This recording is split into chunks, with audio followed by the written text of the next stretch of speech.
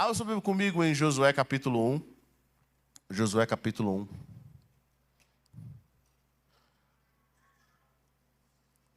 Josué capítulo 1. Glória a Deus. Versículo 1. Josué é o sexto livro da Bíblia. Josué capítulo 1, versículo 1. Quantos acharam? Diga amém. Diz o seguinte: depois da morte de Moisés, servo do Senhor, disse o Senhor a Josué, filho de Num, auxiliar de Moisés: meu servo Moisés está morto. Agora, pois, você e todo este povo, prepare-se para atravessar o rio Jordão e entrar na terra que eu estou para dar aos israelitas. Como prometi a Moisés, todo lugar onde puserem os pés, eu darei a vocês. Seu território se estenderá do deserto ao Líbano e do grande rio, o Eufrates, toda a terra dos hititas até o Mar Grande, no oeste. Ninguém conseguirá resistir a você todos os dias da sua vida. Assim como estive com Moisés, estarei com você. Nunca o deixarei, nunca o abandonarei. Seja forte e corajoso, porque você conduzirá esse povo para herdar a terra que prometi sob juramento aos seus antepassados. Somente seja forte e muito corajoso. Tenha cuidado de obedecer a toda a lei que o meu servo Moisés ordenou a você. Não se desvie dela nem para a direita nem para a esquerda, para que você seja bem-sucedido por onde quer que andar. Não deixe de falar as palavras desse livro, da lei, de meditar nelas de dia e de noite, para que você cumpra fielmente tudo o que nele está escrito. Só então os seus caminhos prosperarão e você será bem-sucedido. Não fui eu que ordenei a você? Seja forte e corajoso. Não se apavore nem se desanime, pois o Senhor, o seu Deus, estará com você por onde você andar. Amém? Vamos orar. Pai, eu quero te agradecer nessa noite pela tua palavra que é tão poderosa e eficaz. Eu quero te agradecer por aquilo que o Senhor está fazendo no nosso meio, aquilo que o Senhor está fazendo em nossa igreja, aquilo que o Senhor está fazendo na nossa comunidade. Nós queremos te agradecer pela oportunidade que nós temos em construir essa história junto com o Senhor. Senhor, como Josué teve essa capacidade, como Josué foi chamado, como esses homens e mulheres da Bíblia que fizeram algo poderoso, nós te agradecemos pela oportunidade que nós temos. Nós oramos, ó Pai, para que teu espírito de sabedoria esteja sobre nós. Senhor, eu oro e repreendo nessa noite todo espírito de mudo e surdo, que Deus, que de alguma forma impede os nossos pensamentos de receber a revelação de Deus. Senhor Deus, tudo aquilo que impede de nós entendermos aquilo que o Senhor está falando, e Pai, de falarmos e de profetizarmos as tuas palavras, eu oro nessa hora, Pai, eu tomo autoridade desse ambiente e coloco os teus anjos, dou ordem aos anjos do Senhor, para que se movam ao redor dessa casa, Pai celestial, protegendo os teus filhos. Pai, que a tua armadura, a armadura celestial esteja sobre nós, esteja sobre essa casa nessa hora, sobre os teus filhos, sobre aqueles que nos assistem. Pai, eu oro para que a mão poderosa do Senhor esteja sobre nós. Senhor, nós oramos para que o teu Espírito nos guarde, nos direcione, e que nossos corações estejam abertos para Ti, abertos para ouvir a Tua voz, para a glória e para a honra do nome de Jesus. Amém? Bom, Josué é um homem muito interessante, e o livro de Josué é um livro também muito interessante, porque é um livro de batalhas, é um livro de guerra. E quando nós lemos a história de Josué, e se você já leu a história de Moisés, eu fico imaginando como que deveria para Josué assumir essa responsabilidade de liderar agora o povo de Israel. Porque Josué foi servo, foi auxiliar de Moisés. Moisés foi um grande homem de Deus. Nós vemos sempre na palavra que quando cita Moisés, o servo do Senhor, o homem que agradou o Senhor, o homem que foi fiel a toda a casa. Eu fico imaginando que estar debaixo da liderança de Moisés era presenciar constantemente sinais e maravilhas. Estar debaixo da liderança de Moisés era ver o mar se abrir, era ver as 10 pragas. Estar debaixo da liderança de Moisés era ver o maná vindo dos céus. A nuvem que protegia o povo durante o dia, que não deixava o sol queimar, era ver a glória de Deus. Josué era um auxiliar, era um homem que carregava a mala de Moisés, era um homem que estava lá para servir Moisés. Então Josué participou de muitas coisas com Moisés, não porque ele estava sabendo que ia ser treinado para a próxima geração. Talvez Josué não pensou que seria o próximo líder de Israel, ele só serviu Moisés. Josué viu Moisés ficar 40 dias no deserto, 40 dias na presença de Deus. Ele viu Moisés descer do monte, foi o último a ver Moisés subir e o primeiro a ver Moisés descer. E agora, debaixo dessa grande liderança, quando Moisés morre, diz a palavra de Deus, Josué é escolhido antes de Moisés morrer. Deus já tinha falado, eu vou escolher Josué. Deus não escolhe os filhos de Moisés naturais, Deus escolhe alguém que servia Moisés. Deus escolhe Deus escolhe Josué e não os filhos de Moisés. Por que Deus faz isso? Porque a unção é transferida para aquele que serve. Diga a pessoa que está perto de você, a unção e o chamado é transferido para aquele que serve. Sabe, não apenas para aqueles que conhecem. Talvez você pense, não, eu conheço Moisés. Talvez Arão podia ter falado, eu fui o primeiro, né? Deveriam ser um dos meus filhos, é um direito que tem, eu tenho um cargo político. Não, mas a unção foi transferida para Josué, porque Josué servia constantemente. Há momentos da palavra em que nós ouvimos em que Moisés saía da presença, mas Josué continuava na presença de Deus. Ele aproveitava aquele momento. E agora Josué tinha uma função: concluir aquilo que Moisés não pôde concluir. Moisés teve a função de tirar o povo de Israel do Egito.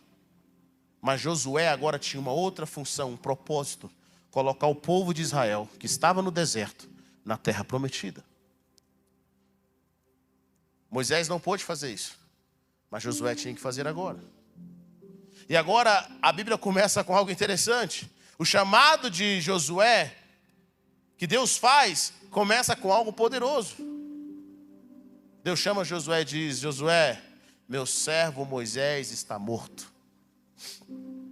Sabe o que Deus está dizendo para Josué? Deus está dizendo para Josué o seguinte: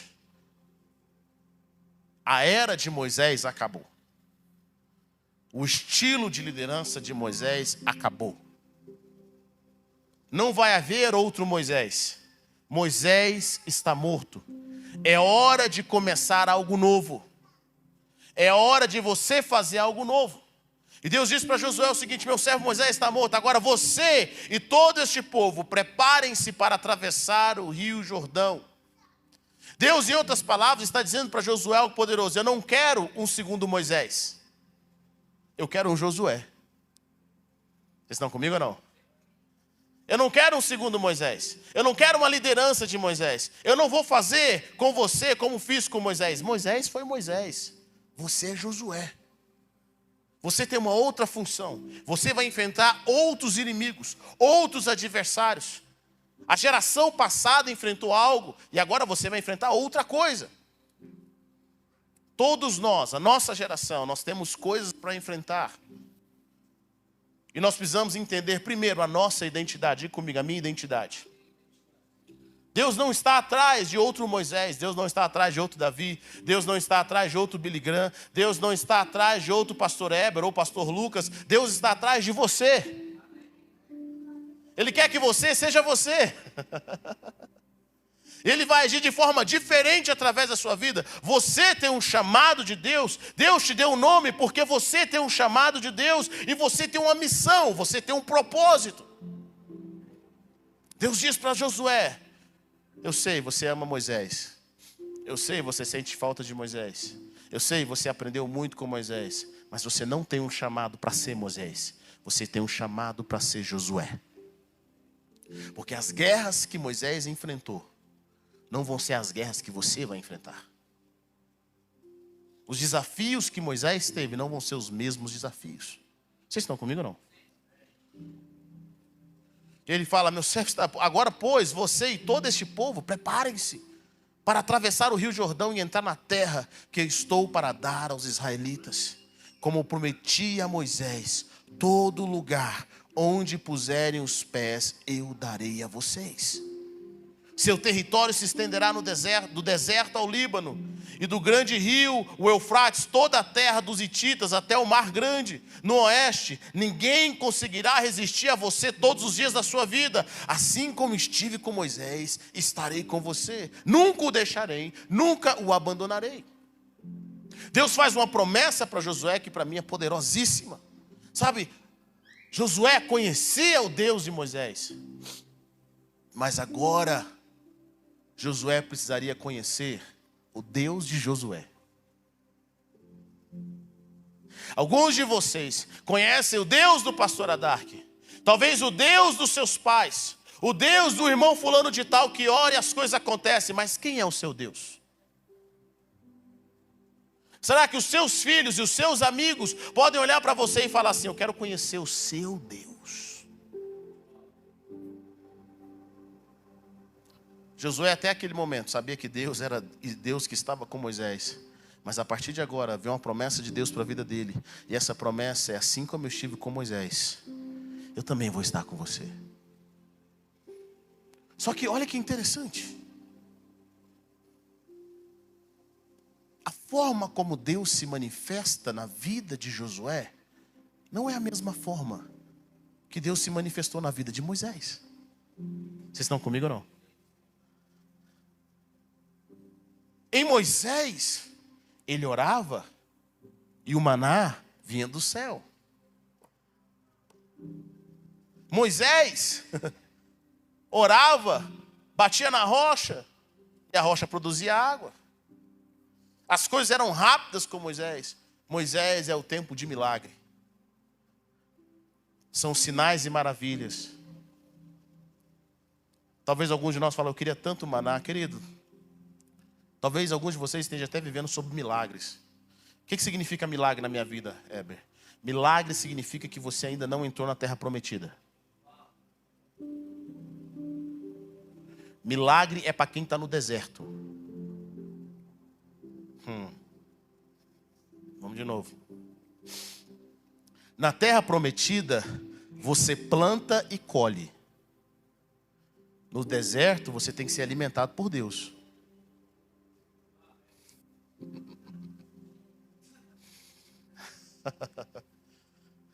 Toquei numa ferida dos crentes pentecostal, é ou não é?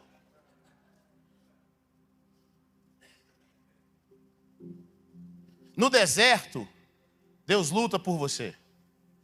Na terra prometida, você tem que aprender a lutar.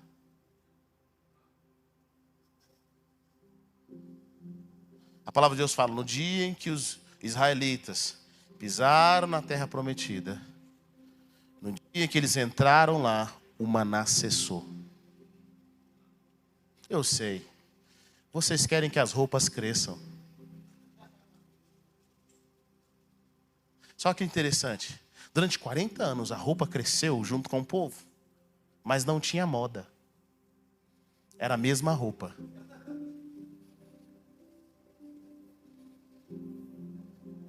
Imagine as irmãs: com que roupa eu vou hoje? Com a mesma, você está há 40 anos. E é interessante isso, porque a gente acha que Deus vai fomentar a nossa preguiça, a nossa falta de criatividade, a nossa ignorância, o nosso não querer aprender, o nosso não querer trabalhar. Querido, o trabalho vem antes da família na Bíblia. Deus abençoou o homem com o trabalho. Deus é Deus de princípios. Deus estava com Josué, assim como esteve com Moisés, mas Deus estava no sistema. Deus estava na terra prometida. Vocês estão comigo ou não? Ele fala: como eu tive com Moisés, eu vou estar com você. Preparem-se. Preparem-se. Agora, tem algo poderoso. Eu vejo muitos cristãos lendo isso, onde Deus fala: ninguém conseguirá resistir você todos os dias da sua vida.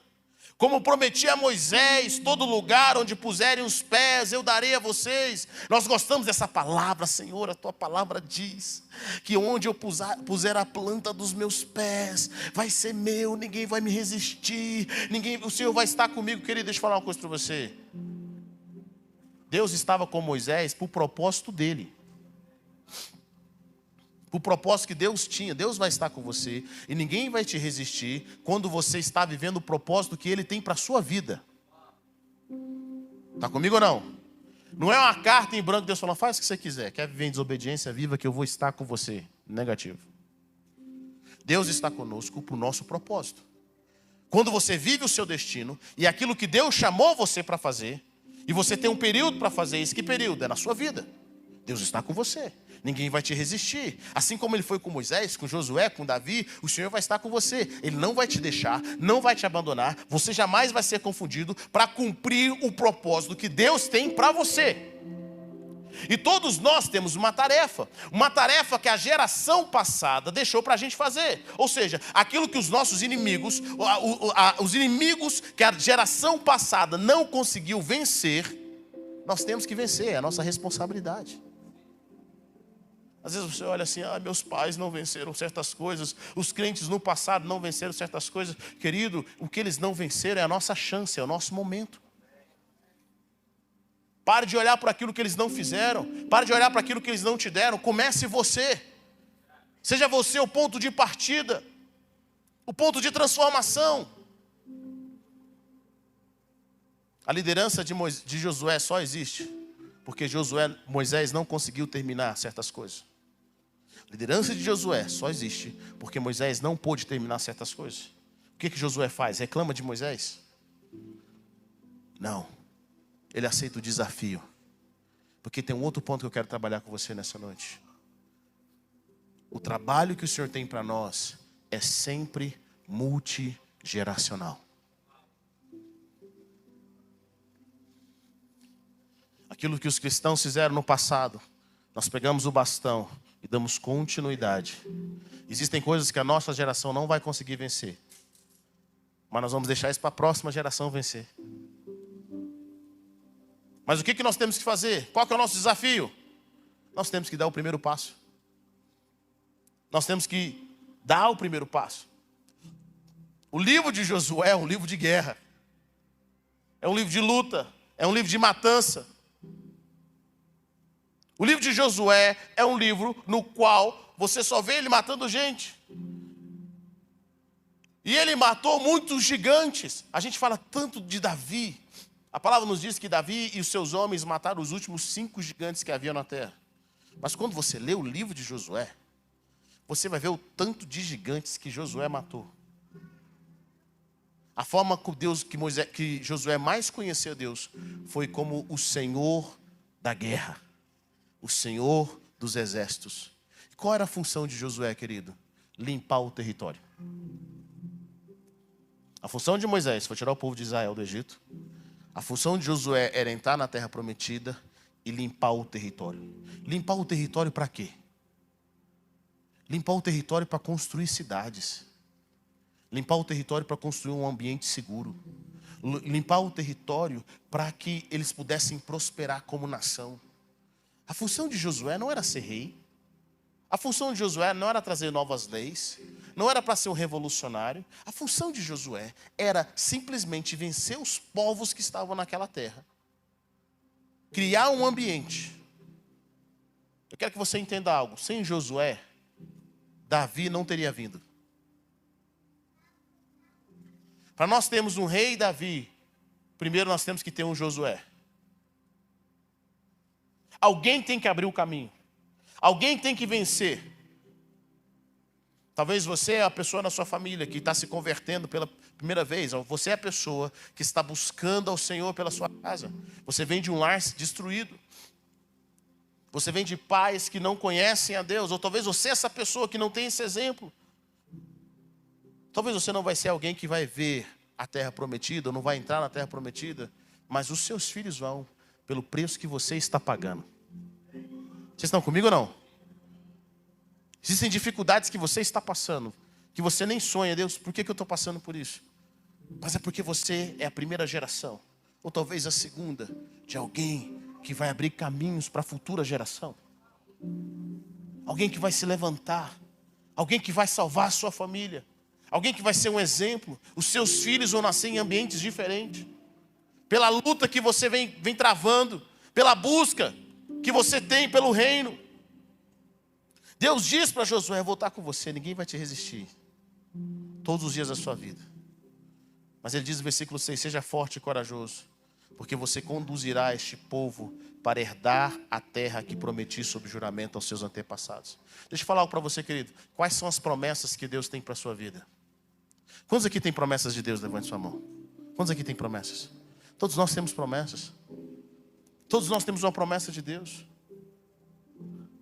Só que as promessas, elas não se cumprem você sentado no seu sofá assistindo televisão.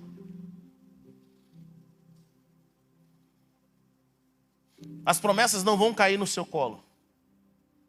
As promessas, elas se cumprem quando você se posiciona. Olha o que Deus está dizendo para Josué: seja forte e corajoso.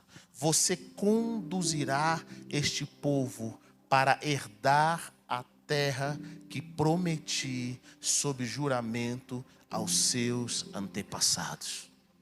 Diga a pessoa que está perto de você: querido, você vai conduzir a sua casa para herdar a terra que Deus prometeu aos seus antepassados. Deus fez promessas poderosas. E agora chegou a vez de Josué de cumprir. Ele precisava ser forte. Essas foram as palavras de Deus para ele. E Deus diz algo poderoso para Josué: diga, tenha cuidado de obedecer a toda a lei que o meu servo Moisés ordenou a você. Não se desvie dela nem para a direita, nem para a esquerda, para que você seja bem sucedido por onde quer que andar. Não deixe de falar as palavras desse livro, da lei, de meditar nelas de dia e de noite, para que você cumpra fielmente tudo o que está escrito. Só então os seus caminhos prosperarão e você será bem sucedido. Olha que poderoso isso. Deus não diz para Josué: Josué, aprenda as melhores técnicas de guerra, porque você vai guerrear bastante. Deus não diz para Josué: Josué, tem um povo oriental que eles sabem lutar um Kung Fu. Manda uns espiões para ir aprender. Deus não diz para Josué: Josué, estude estratégias de guerra. Deus diz para Josué: medite na minha palavra, dia e noite. Tome cuidado com uma coisa. Se tem uma coisa que você tem que tomar cuidado, é em obedecer. Em obedecer os meus mandamentos. A meditar nessa palavra dia e noite. E eu fiquei meditando sobre isso. Por que Deus dá esse conselho para Josué? Por quê? Sabe por que Deus dá esse conselho para Josué? Porque não interessa a estratégia de fora, não interessa quão forte você é externamente, se você é fraco internamente. A palavra de Deus te fortalece internamente.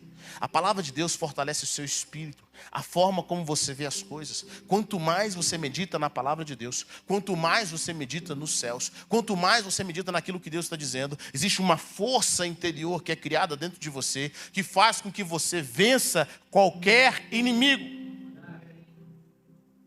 É uma força. Josué iria enfrentar gigantes. Ele iria enfrentar homens assassinos. Ele iria enfrentar homens que mexiam com bruxaria. Querido, se você acha que a bruxaria hoje é pesada, você tinha que ver na época de Josué. Ou você acha que esses gigantes apareceram do nada? Esses gigantes eram níveis de bruxaria, meu irmão, que Deus já tinha proibido há muito tempo. É por isso que Deus manda destruir essas nações. Eram níveis, eram pessoas malignas, que eram pactos com demônios. É por isso que eles eram gigantes.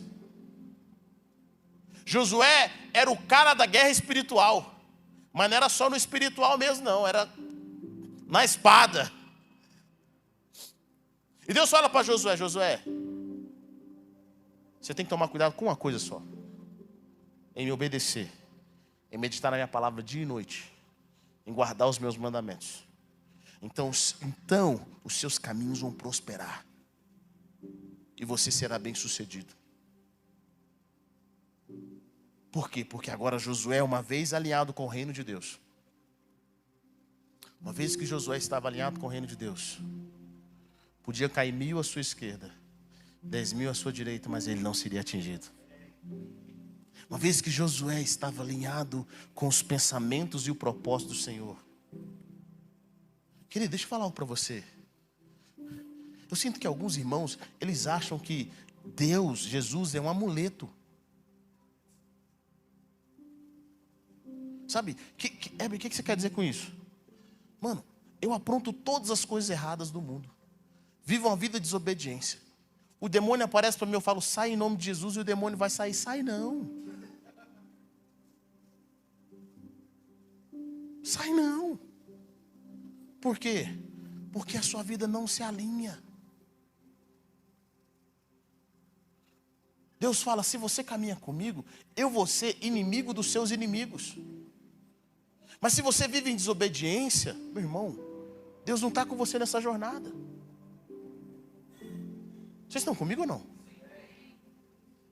Nós começamos a criar amuletos. Nós começamos a achar que Deus é com a gente, sabe, em tudo que nós fizemos. Não, Deus não é com você em tudo que você faz. Não, meu irmão. Deus jamais vai abençoar a sua desobediência. Deus não vai concordar com coisas erradas, jamais, por mais que Ele te ame. Por mais que Ele te ame. Sabe, tem pessoas que... Eu lembro alguns anos atrás, uma irmã chega para minha mãe e fala assim, irmã, pastora, minha mãe estava orando num lugar, chega, pastora, tem como você orar pelo meu casamento? Meu marido me deixou. Aí a pastora falou assim, minha mãe, olha para ela, irmã, ela foi, claro, deixa eu orar com você. Quando ela chega perto da irmã para orar, Deus fala com ela assim, ela olha para a irmã e fala assim, é seu marido mesmo, irmã? Ela fala, bem, pastora, ele estava comigo, mas ele voltou para a esposa dele.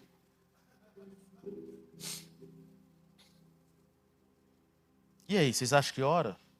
Mas o amor não vence tudo? O amor não pode tudo? Você acha que Deus tem que abençoar isso? Você acha que Deus vai abençoar isso? Deus fala para Josué, Josué, toma cuidado em fazer uma coisa. Em obedecer os meus mandamentos. Meu irmão, eu não quero ser legalista, não. Porque nós não conseguimos obedecer todos os mandamentos de Deus. Está comigo ou não? Nós vemos pela graça. É a graça de Deus que nos fortalece. Mas toma cuidado com pregações que dizem que você não precisa fazer nada e a vitória já está garantida. Toma cuidado, gente. Pelo amor de Deus. Isso não funciona em nada na vida. Nada na vida. Nada. Olha, pela graça de Deus, eu não estudei para o concurso, nem para a prova. Mas eu recebi uma oração forte do pastor. O pastor orou para mim. E lá, na hora da prova, vai vir uma iluminação celestial. Alguém já passou por isso ou não? Quantos irmãos chegam para mim e falam assim, claro, você está dizendo que a oração pastoral não abençoa? Abençoa, nós oramos para Deus guardar sua mente. Eu acredito nisso, mas não estuda para ver não, querido. Alguns irmãos chegam, tem irmãs que chegam, caça a maior confusão em casa. Com o marido, com os filhos, com todo mundo. Depois fala, pastor, o demônio está furioso, vamos lá em casa orar. Aí você vai orar, o demônio fala assim, eu não fiz nada. Não tive nenhuma participação especial. Sabe, querido, obedeça os mandamentos. Por que Deus está fazendo isso? Porque é comum. Quando você está no dia a dia da guerra, você se contaminar com o meio. Quando Josué estava meditando na palavra dia e noite, ele estava recebendo a visão do alto constantemente. O ambiente no qual nós vivemos vai nos contaminar, dia após dia. Você começa a conviver com certas pessoas, você começa a pensar como certas pessoas. Se você não gastar tempo com o Espírito Santo, e com amigos do reino, e com a palavra de Deus, você começa aos poucos se corromper, como Ló se corrompeu, como a família de Ló se corrompeu. Então Deus dá só um conselho para Josué: Josué, não se desvie, não deixe de falar dos livros dessa lei dia e noite, de meditar, para que você cumpra fielmente. Só então seus caminhos prosperarão e você será bem-sucedido. Não fui eu que ordenei? Seja forte e corajoso. Não se apavore, nem se desanime, pois o Senhor, seu Deus, estará com você por onde você andar. Deus estava com Josué. E Deus criou um mecanismo para Josué se proteger. Um mecanismo de meditar na palavra. Josué é um homem que ganha várias batalhas. Ele domina os povos. E é interessante porque Josué é a única geração que nós vemos na palavra que teve uma geração inteira que serviu a Deus. A geração de Josué foi uma geração fiel a Deus. A geração de Moisés não foi fiel. A geração depois de Josué não foi fiel. Mas a geração de Josué foi fiel a Deus. O povo que Josué liderou foi fiel a Deus. E Josué ia de vento em polpa. Destruiu Jericó. Mas tem um povo que conseguiu anular o ataque de Josué. Nós vemos isso no livro em Josué capítulo 9. Vamos saber comigo em Josué capítulo 9, versículo 1. Nós vemos na Bíblia apenas duas derrotas, vamos dizer assim, de Josué. Uma, quando Deus dá ordem para o povo não pegar objetos contaminados, e do povo vai lá e pega, e eles perdem uma batalha. E essa daqui. E souberam disso todos os reis que viviam ao oeste do Jordão, nas montanhas, e em todo o litoral do Mar Grande, até o Líbano. Eram os reis dos hititas, dos amorreus, dos cananeus, dos ferezeus, dos heveus e dos jebuseus. Eles se juntaram para guerrear contra Josué e contra Israel. Contudo, quando os habitantes de Gibeão souberam que Josué tinha feito com Jericó e Ai, recorreram a um ardil. Enviaram uma delegação trazendo jumentos carregados de sacos, gastos e vasilhas de couro velhas, rachadas e remendadas. Os homens calçavam sandálias gastas e remendadas e vestiam roupas velhas. Todos os pães do suprimento deles estavam secos e esmigalhados. Foram a Josué no acampamento de Gilgal e disseram a ele e aos homens de Israel: viemos de uma terra distante. Queremos que façam um acordo conosco. Os israelitas disseram aos heveus: talvez vocês vivam perto de nós, como poderemos fazer um acordo com vocês? Somos seus servos, disseram a Josué. Josué, porém, perguntou: quem são vocês? De onde vocês vêm? E eles responderam: seus servos vieram de uma terra muito distante, por causa da fama do Senhor, o seu Deus. Pois ouvimos falar dele, de tudo o que fez no Egito, e de tudo o que fez aos dois reis dos amorreus ao leste do Jordão, Seom, rei de Esbom, e Og, rei de Bazã, que reinava em Asterote. E os nossos líderes e todos os habitantes da nossa terra nos disseram: juntem provisões para a viagem, vão encontrar-se com ele, digam-lhes: somos seus servos, façam um acordo conosco. Este nosso pão estava quente quando o embrulhamos em casa no dia em que saímos de viagem para cá. Mas vejam como agora está seco e esmigalhado. Essas vasilhas de couro que enchemos de vinho eram novas, mas agora estão rachadas. E as nossas roupas e sandálias estão gastas por causa da longa viagem. Os israelitas examinaram as provisões dos heveus, mas não consultaram o Senhor. Diga comigo: não consultaram o Senhor. Então Josué fez um acordo de paz com eles, garantindo poupar-lhes a vida. E os líderes da comunidade o confirmaram com juramento. 3 dias depois de fazerem um acordo com os gibeonitas, os israelitas souberam que eram vizinhos e que viviam perto deles. Por isso partiram de viagem e 3 dias depois chegaram à cidade dos heveus, que eram Gibeão. Olha que poderoso isso. Olha que interessante. Josué estava preparado para tudo. Ele tinha uma função. Qual que era a função de Josué? Conquistar a terra prometida. Todos nós temos uma função. Nós temos que conquistar a terra prometida. Deus não prometeu uma terra para Israel, uma terra que não tinha habitante. Deus não prometeu uma terra que não tinha gente para lutar. Isso significa que as áreas da sua vida, as áreas da sua família, as áreas que Deus tem uma promessa para a sua vida, são áreas que você vai precisar lutar. Está comigo ou não? Existem inimigos que estão tomando posse daquilo que deveria ser seu. São inimigos espirituais. Coisas que você precisa vencer. Nós precisamos vencer para garantir um futuro para os nossos filhos. Nós precisamos vencer. Então Josué tinha uma função. Essa função de Josué era dominar essa terra. Era eliminar os inimigos. Josué estava pronto para tudo. Ele estava pronto para a espada. Mas Josué não estava pronto para o engano. O inimigo vai usar todas as armas para tentar nos tirar do propósito e continuar na terra que Deus prometeu para nós. O que os gibeonitas fazem? Eles não vêm com espada. Eles vêm com estratégia. Eles sabiam que seriam destruídos, porque a fama de Josué era grande. Então eles arrumam uma armadilha. Eles falam, cara, vamos fazer o seguinte, vamos fazer eles fazerem um pacto com a gente. Vamos fingir que a gente é um povo muito distante. E nós vamos nos movimentar, nos vestir de forma que eles achem que nós não estamos perto. Eles sabiam das promessas. E o que os gibeonitas fazem? A primeira coisa que os gibeonitas fazem, que eu acho interessante, querido. Eles chegam com um elogio.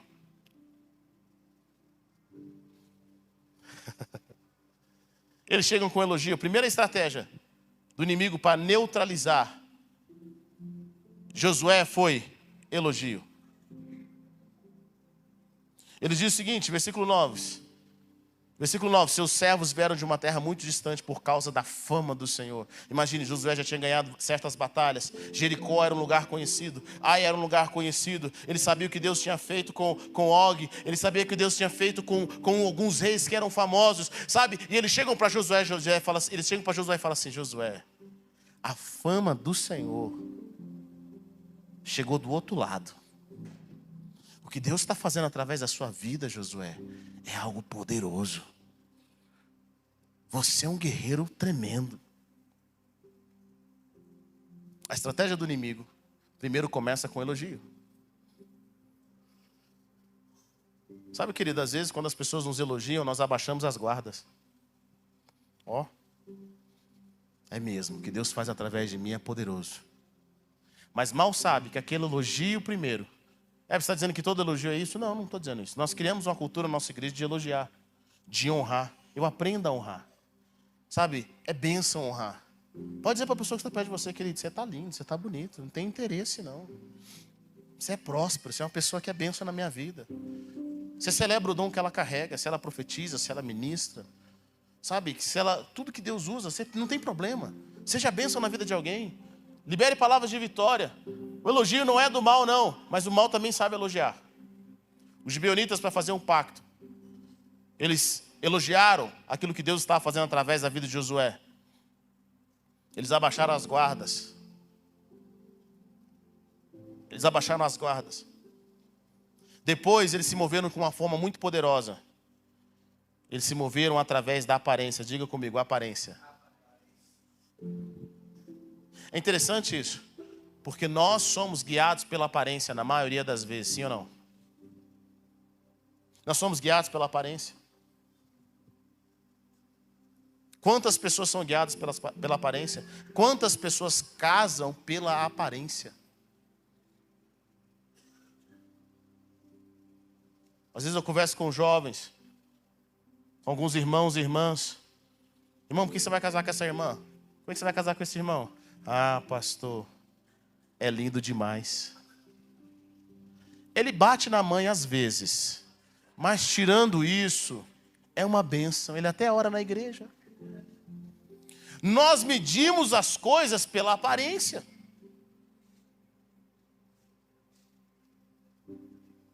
O ser humano trabalha com aparência. E os gibeonitas, os inimigos de Israel, eles utilizaram a aparência para enganá-lo. Quantas pessoas são enganadas pela aparência? Não se mova pela aparência. Diga a pessoa que está perto de você, querido, não se mova pela aparência. Não se mova pela aparência. Seja a aparência bela. No caso dos gibeonitas, eles usaram uma aparência de pobreza, uma aparência de alguém que veio de longe para fazer um pacto, como se não tivesse nada. Não se mova pela aparência. Os nossos sentidos podem nos enganar constantemente. Está comigo ou não? Os nossos sentidos nos enganam. Alguns irmãos estão, pastor, eu quero casar porque ela é bonita, irmão. Pela graça de Deus, pela tecnologia, pela medicina que está avançada. Não casa porque é bonito, não. É ou não é? A beleza a gente constrói hoje, graças a Deus.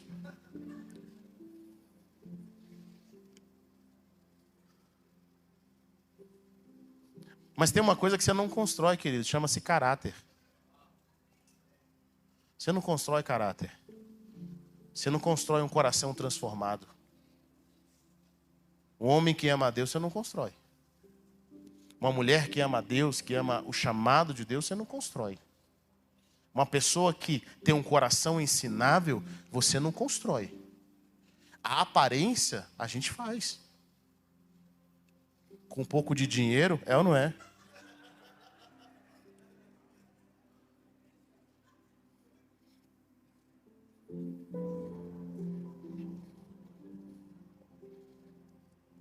Jesus viu você apagando as fotos antigas do Instagram.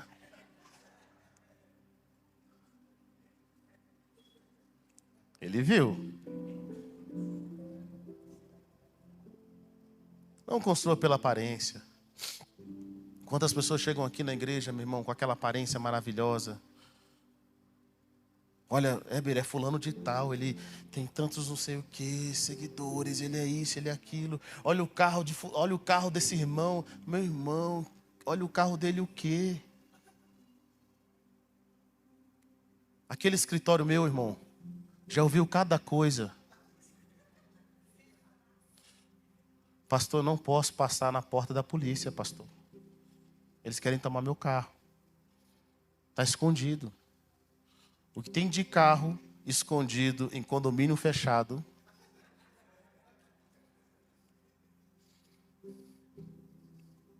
Aparência. Aparência. Pare de se mover pela aparência. Quantas pessoas chegam aqui e vê essa igreja de parede preta e pensam, aqui não tem oração. Meu irmão. Eles olham a luz, olham a fumaça e falam, aqui eu vou deitar e rolar. Não, meu amigo. Aqui a gente ora, guerreiro. Aqui a gente jejua. Aqui tem 24 horas de oração. A coisa aqui funciona. Aparência. Tem gente que tem aparência de santidade, mas não é santo. Tem gente que tem aparência de humildade, mas não é humilde. O apóstolo Paulo fala em 2 Timóteo, capítulo 3, versículo 1, 5. Saiba disso. Nos últimos dias sobrevirão tempos terríveis. Os homens serão egoístas, avarentos, presunçosos, arrogantes, blasfemos, desobedientes aos pais, ingratos, ímpios, sem amor pela família, irreconciliáveis, caluniadores, sem domínio próprio, cruéis, inimigos do bem, traidores, precipitados, soberbos, mais amantes dos prazeres do que amantes de Deus, tendo aparência de piedade. Tendo aparência de piedade, mas negando o seu poder. Afaste-se desses também. Tem pessoas que só têm uma aparência. Ele tem a aparência de humildade. Tem a aparência de que quer Deus. Tem a aparência de que quer obedecer à voz de Deus. Ele tem aparência. Imagine o jovem rico, ele tinha aparência de que queria conhecer o caminho dos céus. O jovem rico tinha aparência. Mas a mulher samaritana não tinha aparência nenhuma. Mas olha que interessante, sabe quem obedeceu? A mulher samaritana. Pessoas que têm aparência de religiosidade, aparência de servir. Quantas pessoas têm aparência de generosidade?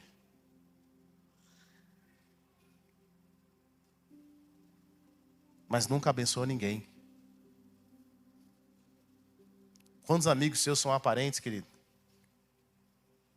Quantas pessoas que dizem ser seus amigos? No momento em que você mais precisa, em qualquer momento na vida eles desaparecem, são aparência. Deus não vê como vê o homem, Deus vê o coração.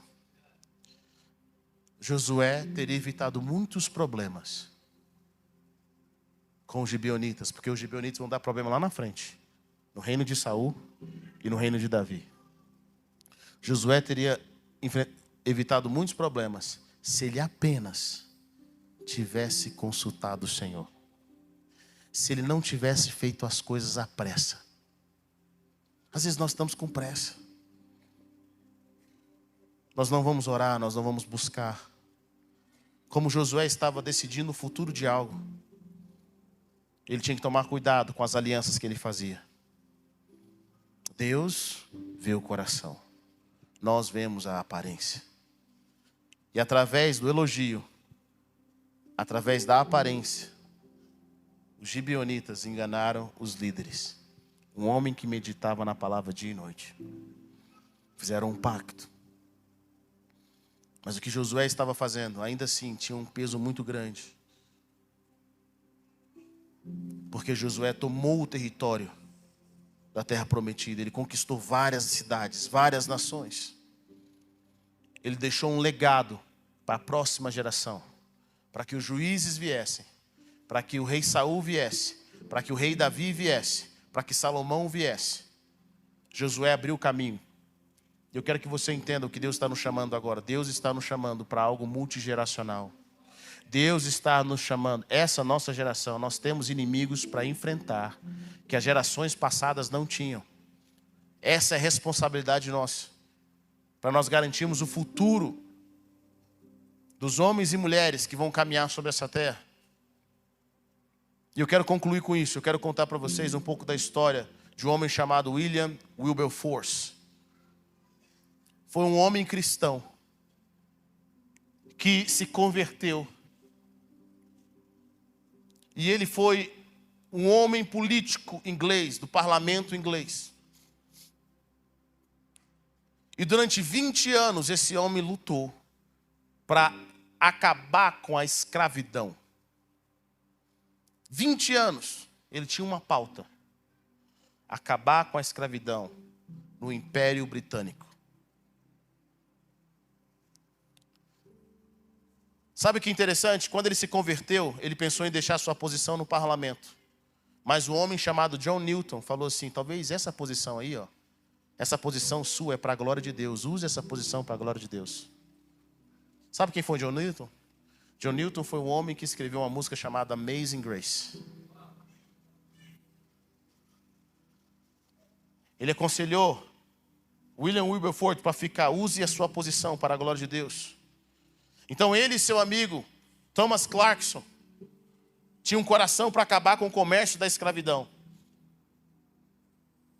africana. Mas não só isso, ele também ajudou a implantar escolas na Índia, universidades na Índia, enviar missionários para a Índia, fazer com que os caras que viviam só no modo econômico patrocinassem coisas que abençoassem a cidade onde eles estavam. E ele apresentou uma legislação para limitar o comércio de escravos. Isso em 1789. Bom, eu quero que você entenda. O parlamento inglês estava cheio de quê? De homens que se beneficiavam da escravidão. Então, como que ele ia mudar essa realidade? E a história nos conta que esse homem, ele tentou, mas sem sucesso. Porque ele não era um político, ele tinha um coração para fazer a coisa certa. Mas ele era um político desajeitado. Ele era um político que não tinha estratégia. Outra coisa que eu vejo em muitos crentes: nós temos o coração certo, mas nós não temos as habilidades corretas ainda para realizar aquilo que Deus quer que a gente realize.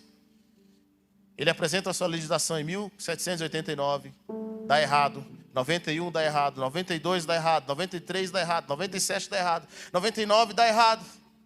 Em 1805 dá errado. Ele foi derrotado em todos esses momentos.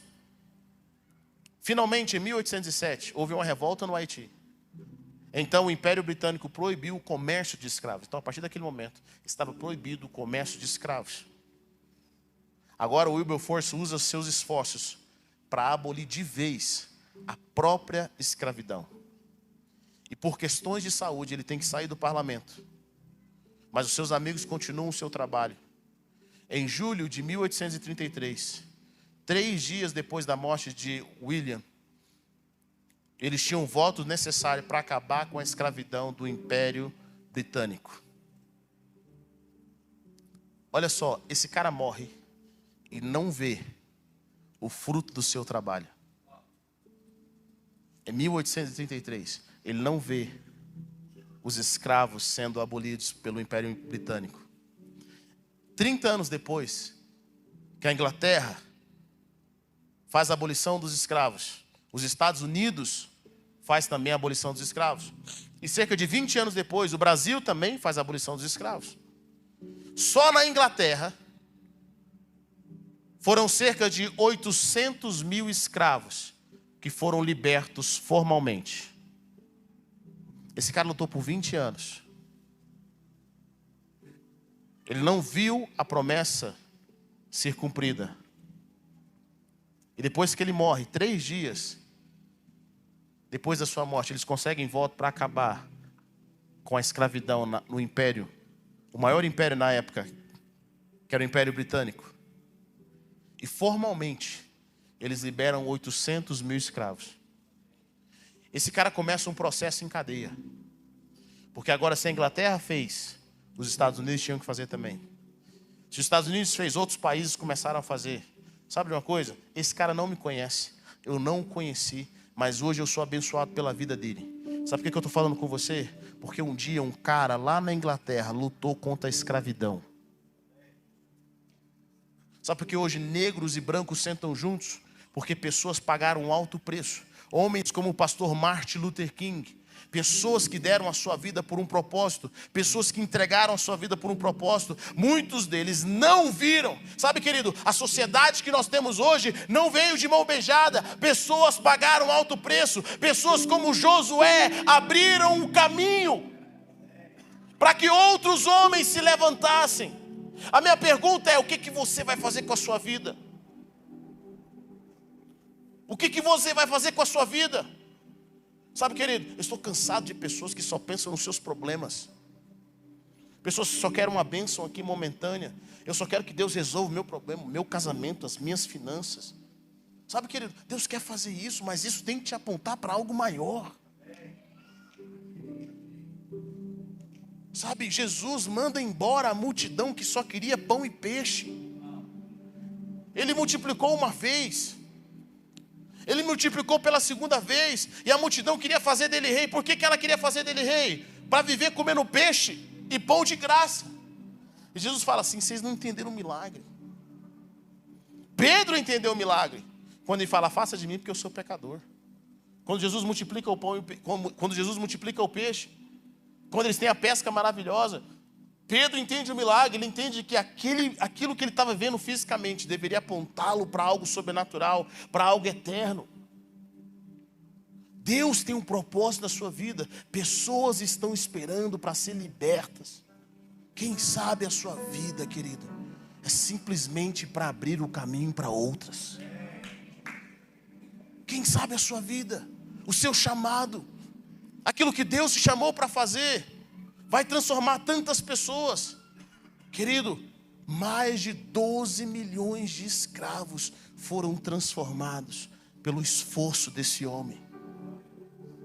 Imagine você pedir justiça para um parlamento, onde o próprio parlamento se beneficiava da escravidão. Parecia impossível. Parecia impossível. Mas como diz Davi: com o meu Deus eu salto muralhas. Com o meu Deus eu desbarato um exército. Com o meu Deus eu venço os meus inimigos. O Senhor é o que me cinge de força. O Senhor é o que me fortalece. Talvez o chamado que Deus tem para a sua vida é um chamado muito maior do que as suas forças.